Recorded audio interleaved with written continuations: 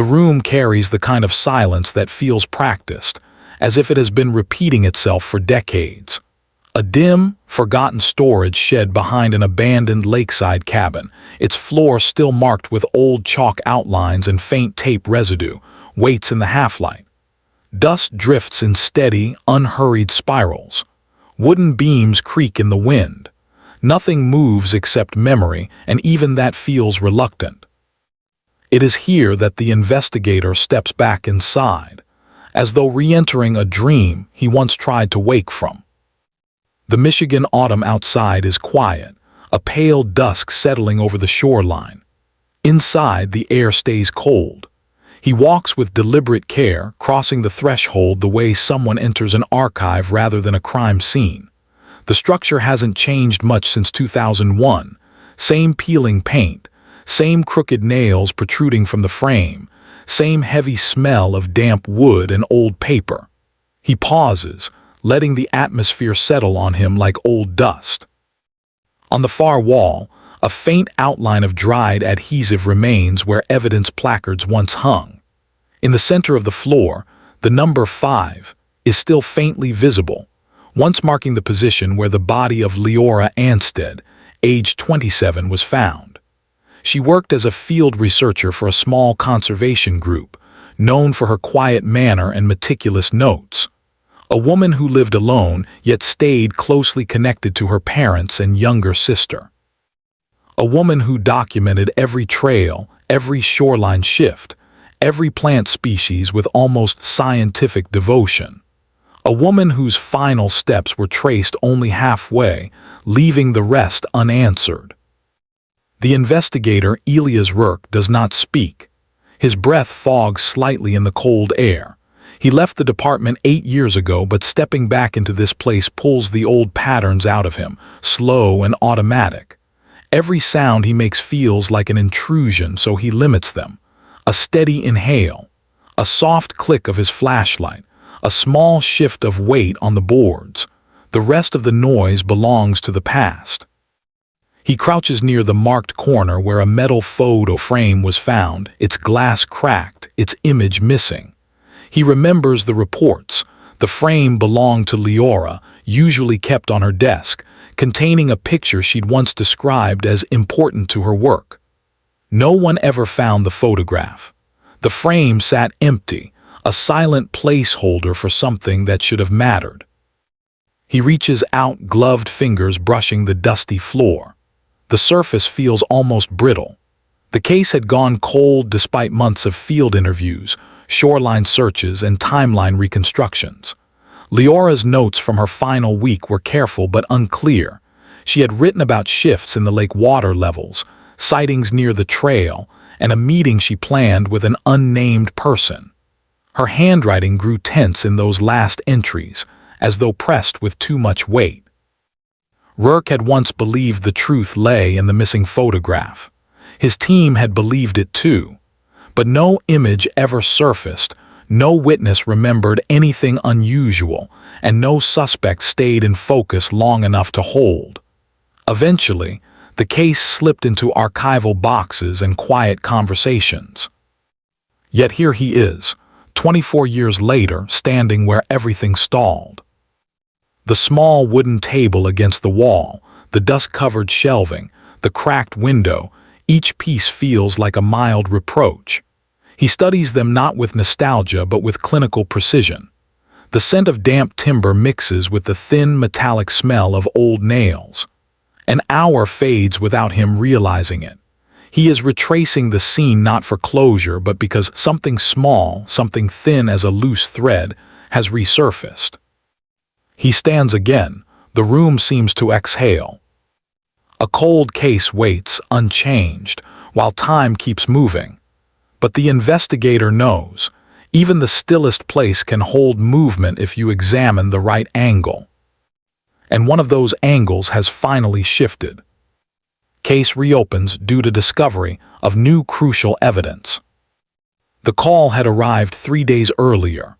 A storage facility in Marquette was clearing out unused units, and among the items recovered was a sealed evidence box, mislabeled during a departmental move years ago.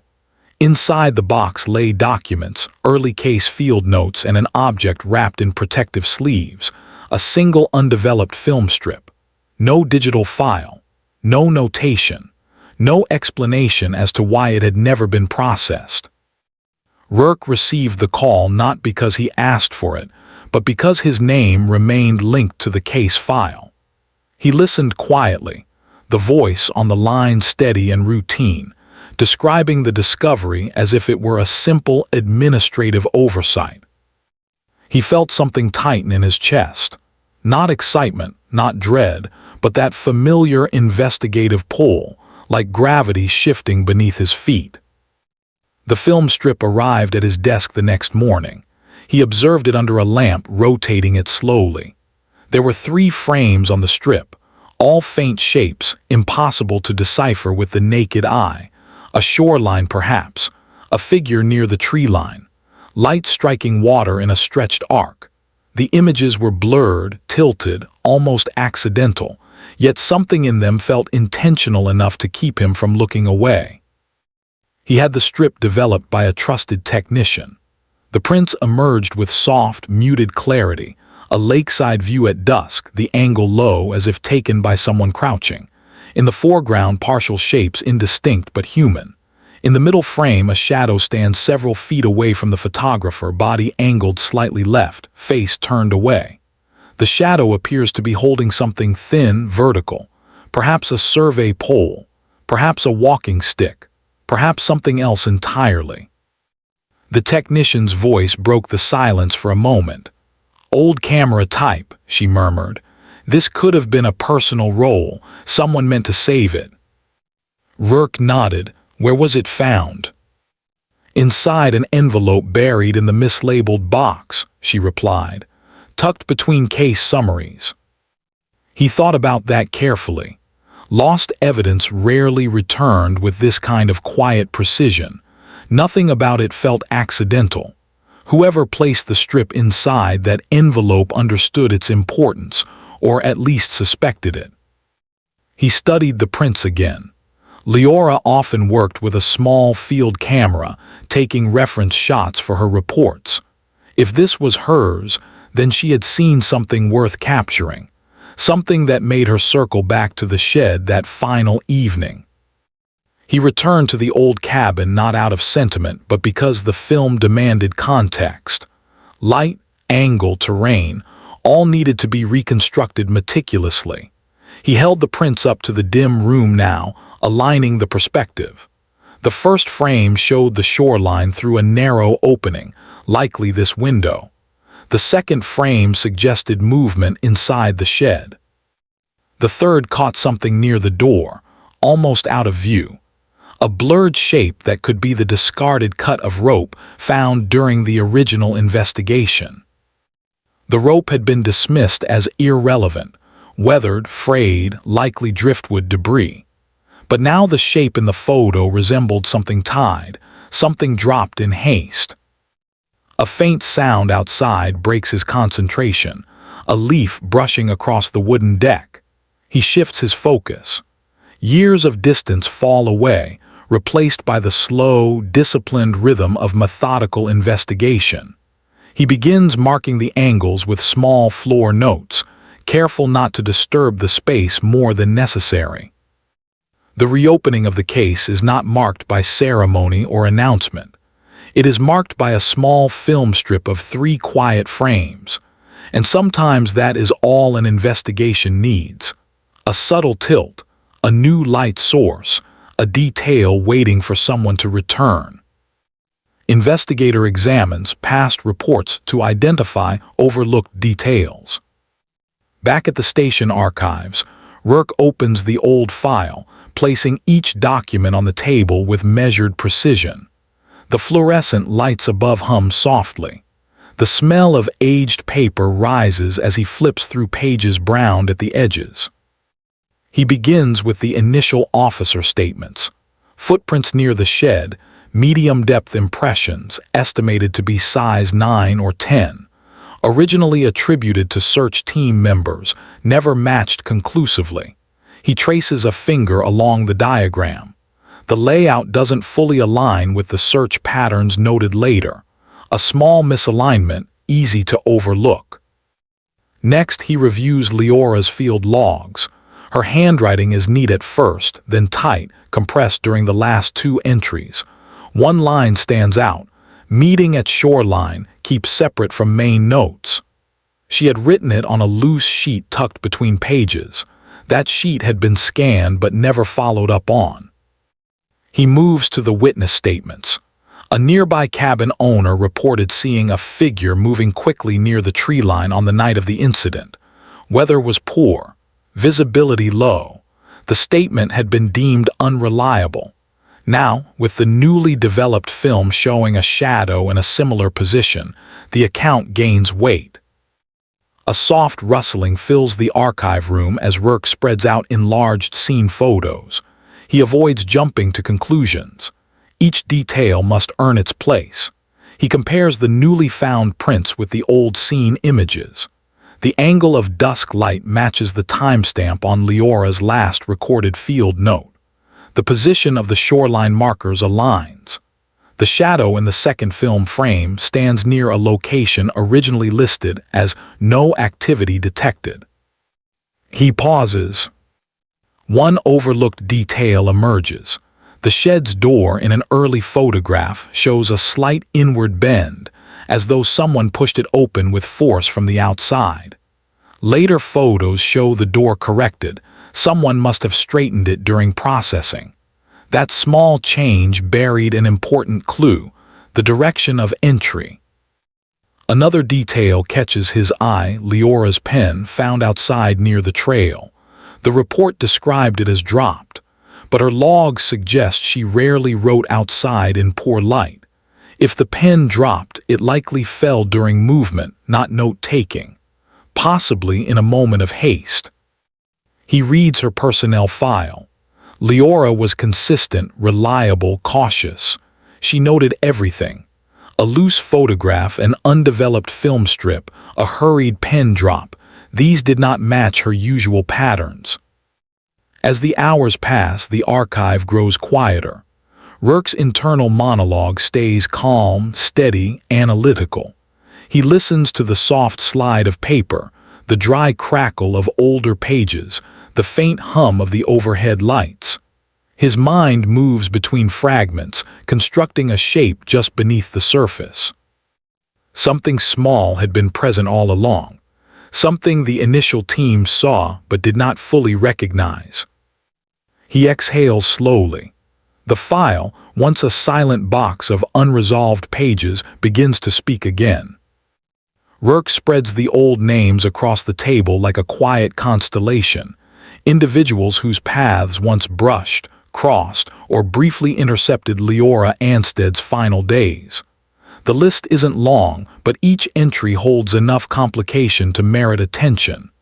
Time has softened none of them. If anything, distance has sharpened the contrasts. He begins with Grant Havel, a survey equipment supplier who frequently delivered gear to field researchers in the region. His invoices placed him near the lake the same week as Leora's final entries. Havel had always described their exchanges as routine, insisting he barely spoke to her. Yet in one early officer summary, he mentioned recognizing her handwriting on the field markers near the trail, something only someone who observed her working habits closely would know. His alibi for the night of the incident rested on a service call 50 miles away. The report noted no contradictions, though the timeline allowed a narrow window for movement. Next is Marina Toller, a fellow researcher who worked with Liora intermittently. Their professional relationship seemed smooth on the surface, but archived email logs reveal subtle tension. Liora questioned the accuracy of Marina's shoreline data. Marina countered by suggesting Leora's methods were overly cautious, a phrase repeated in 2 separate messages. Marina's statement at the time was steady, composed. She said she saw Liora earlier that afternoon, walking alone near the trail. She recalled nothing unusual, but attached to her file is a brief note from a junior officer, Toller appeared tense during final questioning. The remark was never expanded upon. A third name surfaces, Evan Rourke, Elia's own brother. His involvement in the old reports was peripheral. He had been building cabins along the northern ridge, subcontracted for structural repairs on small lakeside properties. He claimed to have seen Liora only once, months before the incident, while delivering materials. His construction records confirmed steady work during that period. Still, the early team listed him among the secondary interviewees due to his proximity to the area and shared surname with the lead investigator. Elias remembers the interview clearly, brief, stiff, controlled. The department removed him from the active list within days, citing lack of relevant connection. Elias pauses as he reviews Evan's entry again, the old pages whispering a kind of unease. Nothing in the file suggests wrongdoing, yet the name carries weight, familial, historical, personal. He places the page aside carefully, not out of reluctance but out of professional discipline. A name is a name until evidence speaks. Another individual draws attention, Jonas Kreit, a maintenance worker responsible for trail upkeep. His reports from the week before the incident mention repairing a broken gate near the waterline. He told officers he finished work by late afternoon and left immediately afterward. However, a tourist statement placed a maintenance vehicle near the trail close to dusk, around the time Liora's final log entry was written. No follow-up was made. Jonas had a calm presence during interviews, the kind that blends easily into routine. His file contains no raised flags, just a few lines of unremarkable detail. Finally, Annette Brain, a former colleague of Liora's, appears in the documents. Annette left the research group 2 months prior, citing personal reasons. Their last recorded interaction had been at a planning meeting, where Annette argued for reducing fieldwork hours due to shifting project funding. Liora insisted the shoreline study required full commitment. The difference seemed minor, but Annette visited the lakeside cabin twice in the week before the incident, claiming she was retrieving old equipment. The visits were noted, but never heavily scrutinized. Elias sits back, studying the names without rushing. Every person on the list has a narrative, a geography, a rhythm. Each carried some connection to the victim, light or faint, clear or blurred. None felt like the definitive link, yet all retained a potential thread. He sorts the files into a new formation, aligning them chronologically. Patterns begin to surface. Similar locations, overlapping schedules, intersecting trajectories. The list does not overwhelm him, it steadies him. The structure of an investigation is a kind of compass, pointing through the clutter. He returns to the newly developed film prints. The blurred shadow in the second frame, its posture, its angle, could match several individuals. The clothing shape is indistinct. The object in the hand remains ambiguous. He looks again at the first frame. In the reflective glint of the waterline, a faint secondary shape appears, something that resembles a second figure behind the photographer. Not solid enough to confirm, not vague enough to dismiss. Suspects accumulate not through drama, but through slow alignment. A set of connections forming not by chance, but by careful reading of what had been overlooked. Rourke places the final file on the table. The air in the archive feels heavier now, though not tense, just full, as if carrying the layered presence of every name reintroduced into the narrative. The past is never crowded. It is precise. And these individuals, whether knowingly or not, participated in a moment that still reverberates. Clues emerge slowly, linking inconsistencies to emotional conflicts.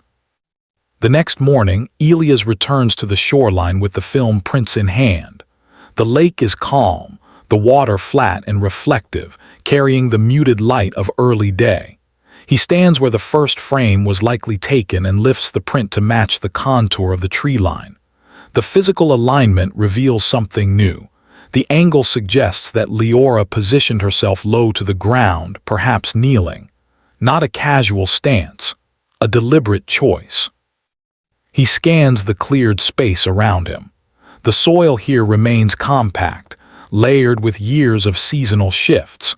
But near the tree line, he notices a subtle depression, not a footprint, but a lighter, older indentation that seems unnaturally straight-edged, possibly from equipment, possibly from someone standing still for a long moment. He walks toward it. The indentation points toward the shed. The second frame aligns with that direction. Liora must have turned from the shoreline toward the structure, taking the image quickly as though following movement. He returns to her final field notes. One line stands out: unscheduled meeting unexpected. She wrote it with a heavier stroke than normal. The emphasis is clear. He turns the next page. Another entry written earlier: conflict in workload division, must address. The words feel administrative, but when placed alongside Marina Toller's email tone, they grow sharper. Professional disagreement can evolve into personal strain without anyone intending it. He examines the interview summaries again.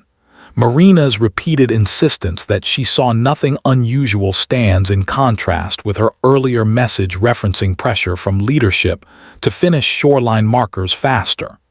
Liora's careful notes might have caused delays, or disagreements, or simple frustration magnified through the demands of fieldwork. Next, Elias reviews Grant Havel's old delivery receipt. The timestamp shows his equipment drop-off occurred nearly an hour later than initially recorded. The discrepancy is small, but enough to place him closer to dusk than previously assumed. A late delivery could trigger stress on a tight schedule. Stress can shift tone. Tone can shift interaction. He studies Annette Brain's file. Her reason for leaving the research group now seems less defined. A personnel note mentions interpersonal difficulty, though no details follow. A separate memo references her missing a follow-up call regarding equipment handoff. Such disconnects might point to underlying tension. Elias continues sifting through the statements, looking for the link none of them realized they were forming. One subtle detail emerges. Each individual interacted with Liora within the 10-day window before the incident, and each interaction carried slight friction, professional expectations, unfinished tasks, or misaligned communication. None of it suggests direct confrontation. But taken together, the atmosphere becomes clearer. A web of subtle, unspoken strain, nothing overt, yet something that could cause small behavioral shifts. He flips to the search team notes. A line near the bottom reads, "Door hinge slightly stressed inward, possible forced entry but no marks." Combined with the newly discovered image showing the door bent inward, the implication is simple. Someone entered the shed quickly, not carefully. He matches that with the witness statement of a moving figure near the tree line. The blurred form in the film frame suggests urgency. Perhaps the meeting was intended to be brief. Perhaps it carried emotional weight, professionally or personally. Then he studies a set of pages tucked into the back of Liora's file, fragments of a personal journal. Most entries discuss routine thoughts, field observations, weather shifts, but a single line catches him. Unclear motive, strange reaction, must follow up. The date matches the day before her last log. He reads it twice, letting the words settle. Unclear motive, strange reaction. Liora had not been suspicious by nature. Her notes were observational, not speculative. For her to mark someone's behavior as unusual suggests a subtle conflict that she felt but didn't record explicitly. He places the journal page beside the film prints. A quiet structure begins forming in his mind, not a dramatic revelation, but a systematic arrangement of small truths. Conflicts, however mild, leave impressions. Impressions form inconsistencies, and inconsistencies, when aligned, uncover the emotional terrain beneath routine interactions. Elias looks out at the shoreline once more. The water remains still, but the investigative landscape shifts with each detail he revisits.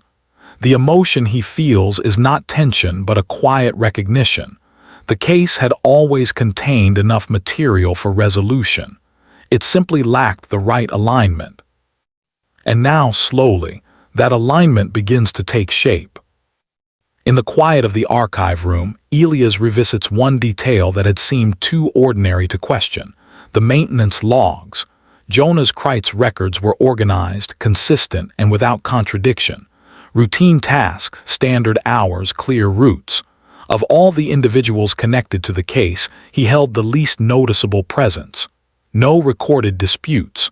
No strained professional interactions. No tension noted in any statement. He had been the most unremarkable name on the list. Elias rereads the maintenance report from the week of the incident, placing it beside the newly developed film frames. Jonas recorded working on the trail gate repair 2 days prior, then nothing at the lakefront again for the remainder of the week. But a timestamp in the facility's vehicle log suggests something different. His maintenance vehicle left the yard on the evening of the incident, unassigned and unaccounted for. The discrepancy is small, but precise enough to demand attention. He pulls the original interview transcript. Jonas had spoken calmly, briefly, offering simple answers, but one line stands out. When asked whether he had seen Liora recently, he answered, "Not for a while," even though his gate repair placed him near her field route days before. The statement had been dismissed as forgetful phrasing, common in long, repetitive outdoor work. Yet paired with the vehicle log, it introduces a subtle shift. Elias returns to the shoreline that afternoon, prints and logs in hand. He stands near the tree-line indentation, the faint, straight-edged mark that suggested prolonged standing. Maintenance workers often carried equipment cases with flat bases. He kneels, examining the soil texture where the depression lingers. It resembles the outline of a case placed carefully on the ground, not dropped. From that position, he lifts the second film frame. The shadow captured in the image holds something vertical, something that might be misinterpreted as walking gear. But seen through the lens of maintenance equipment, the object resembles a tool handle, long, narrow, balanced. The realization arrives not with surprise, but with a gradual settling, like a piece clicking quietly into place. He reviews Liora's notes again. The line "unscheduled meeting, unexpected" now carries new resonance. Jonas, responsible for repairs and accustomed to navigating the trails at odd hours, could have approached her without raising concern. She knew most routine workers by sight. A brief exchange would not have felt out of place. Elias returns to the shed, standing where the final frame was taken. He studies the door hinge's subtle inward bend. A quick push, a quiet entry, actions a maintenance worker might make without hesitation, accustomed to opening structures for repairs. He imagines the sequence. Liora returning to the shed at dusk, film camera in hand, expecting to meet someone or document something important. Jonas arriving shortly thereafter, perhaps to clarify a work-related issue or respond to an earlier disagreement she had noted in her log. A conversation turning unexpectedly tense, quiet, not dramatic. A misunderstanding in a confined space. A moment where instinct, not intention, shaped the outcome. Maintenance routines require trust in one's own movement. A misjudged gesture, a poorly timed reaction, a sudden step forward, nothing theatrical, nothing planned. And when Liora fell, the circumstances would have left Jonas unprepared. The situation could shift too quickly for someone without experience in handling critical incidents. Panic could manifest not through obvious signs but through hurried, imprecise actions, the kind preserved by the tilted camera angles, the scattered notes, the half-dropped pen. Elia studies the shed carefully, reconstructing each step with slow, steady analysis. The absence of dramatic evidence does not imply absence of cause. Small behaviors create their own quiet chain. He turns to Jonas's file again, looking for context beneath the surface. The worker had no strong opinions, no recorded disputes, no history suggesting instability. But there is a note from his supervisor, written months before the incident. Tends to avoid confrontation, withdraws under stress. The remark is simple, administrative, almost gentle, yet it suggests how a difficult moment could escalate inadvertently. Elias closes the file and sits in the dim shed. Dust settles in the stale air, drifting around him. He doesn't jump to conclusions. He constructs them piece by piece. The maintenance vehicle's unlogged departure, the indentation near the tree line, the alignment of the film frames, the subtle inaccuracies in Jonas's statements, the emotional quietness of someone who does not process conflict easily. The twist does not feel dramatic. It feels inevitable. The least suspected individual, precisely because he was the least visible, had occupied the one position everyone overlooked. The person present not through intention but through routine. And in that routine, an unexpected interaction led to a moment impossible to undo. Elias leaves the shed and walks back toward the waterline. The lake light has shifted again, carrying a pale glow across the surface. The prints feel heavier in his hand now, not because they reveal violence, but because they reveal human frailty, the kind that hides beneath steady habits and quiet work. He prepares his report with careful neutrality. There is no accusation, only reconstruction. The evidence points not to malice but to an unplanned, irreversible event. The twist arises not from deception but from the subtle collision of two lives in a moment neither expected. As he walks back toward the main road, the shoreline remains still. No triumph accompanies the discovery, no final declaration, just a kind of subdued clarity, like the surface of the water settling after a faint disturbance. Ends with moral reflection. Truth isn't always visible on surface. Elias stands alone at the lakeside cabin one last time, the dusk settling in long, muted tones. He keeps the worn file tucked under his arm, its edges softened by years and handling. The shoreline spreads out ahead, carrying the same quiet atmosphere it held decades earlier, when the search teams combed through the tall grass and narrow trails. He looks toward the shed. Nothing in its posture has changed. The door hangs slightly inward, still bearing the subtle impression of that long-ago force. The boards creak at the same intervals. Dust forms the same drifting patterns in the fading light. It is a place shaped less by event and more by the weight of memory. He steps inside. The air is steady, cool, carrying the faint smell of aged timber. He does not linger on the chalk outlines or the remnants of evidence markers. He lets his attention move through the scene quietly, absorbing its details not with urgency but with measured calm.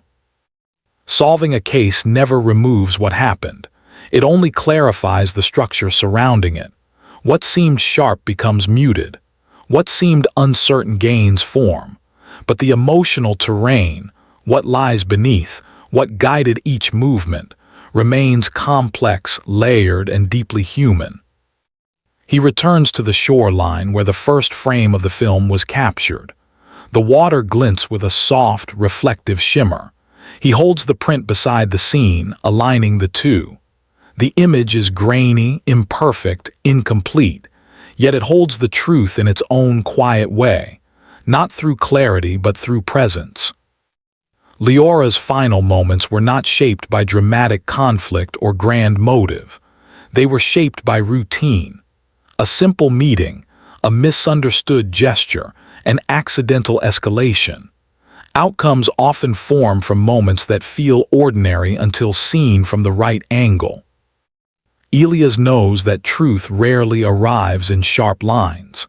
It emerges gradually, through small corrections in perspective, an overlooked log entry, a shift in light, a film strip misplaced for decades. Truth hides in routine, in simple interactions, in the unnoticed habits people carry without thinking. He watches as a thin ripple crosses the lake, spreading outward until it disappears. The feeling that settles in him is neither closure nor relief, but something more restrained, an understanding that the world does not divide itself cleanly into intent and outcome. The surface reveals little. The depth holds everything. He draws in a slow breath. Justice, in its structured form, will follow the evidence he assembled. There will be hearings, statements, administrative reviews, each step steady, procedural, mechanical. Yet beneath those steps lies something quieter, the awareness that people are shaped not just by deliberate choices, but by small moments of confusion, stress, or fear, moments that never appear in reports but guide action nonetheless. He closes the file, feeling its weight one last time. It is not the heaviness of blame, but the heaviness of understanding. The case will be marked as resolved. The record will show a clear conclusion, but the emotional truth, the one that lingers, remains unresolved, complex, and deeply human. As Elias walks away from the cabin, the shoreline returns to stillness. The trees remain silent. The water reflects only the sky.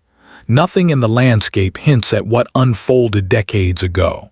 The world moves forward, leaving no visible trace.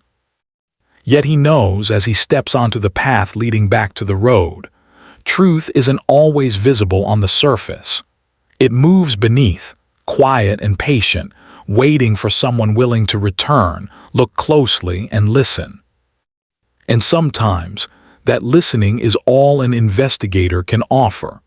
A final moment of recognition before the past settles back into silence.